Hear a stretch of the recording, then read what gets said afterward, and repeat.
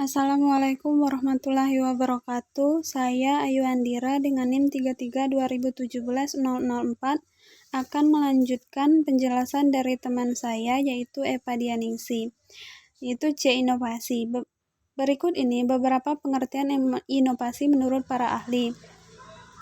Yang pertama, menurut Eli 1982 dalam buku Seminar on Educational Change, sebuah inovasi adalah ide untuk mendapatkan pengakuan sosial dan cara baru atau sarana untuk mencapai pengakuan sosial. Yang kedua, menurut Zalman Dunchan 1977, sebuah inovasi adalah ide, praktik, atau artefak yang dianggap baru oleh unit yang relevan. Inovasi adalah Perubahan adalah bagian dari bentuk tanggapan terhadap situasi. Dalam suatu situasi memerlukan proses kreatif untuk menghasilkan sebuah penemuan. Yang ketiga, Zalman Dunchan Holbeck 1973. Inovasi biasanya digunakan dalam 3 konteks berbeda.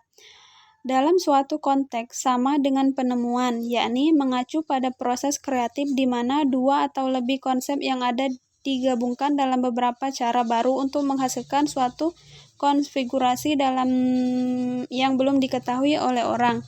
Yang keempat, menurut Huberman 1973, inovasi adalah proses kreatif dalam memilih, mengorganisasi, dan memanfaatkan sumber daya manusia dan material dalam cara-cara baru atau unik yang akan menghasilkan pencapaian lebih tinggi untuk tujuan dan sasaran yang telah ditetapkan.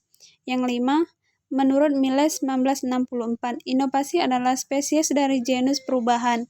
Secara umum, tampaknya berguna untuk mendefinisikan inovasi sebagai suatu yang disengaja, baru, dan perubahan spesifik yang lebih berguna dalam pencapaian suatu tujuan. Yang keenam, menurut Rogers 1983, sebuah inovasi adalah suatu ide, praktik, atau objek yang dianggap baru oleh individu atau kelompok individu. Dari beberapa para ahli di atas, dapat diketahui bahwa tidak terjadi perbedaan yang mendasar tentang definisi inovasi antara satu dengan yang lain. Semua pendapat di atas menyatakan bahwa inovasi adalah suatu ide, hal-hal yang praktis, metode, cara, dan barang-barang buatan manusia yang diamati atau dirasakan sebagai suatu yang baru bagi seseorang atau kelompok orang. Yang kedua, modernisasi. Dari sejarahnya, modernisasi merupakan proses perubahan sistem sosial, ekonomi, politik yang telah berkembang di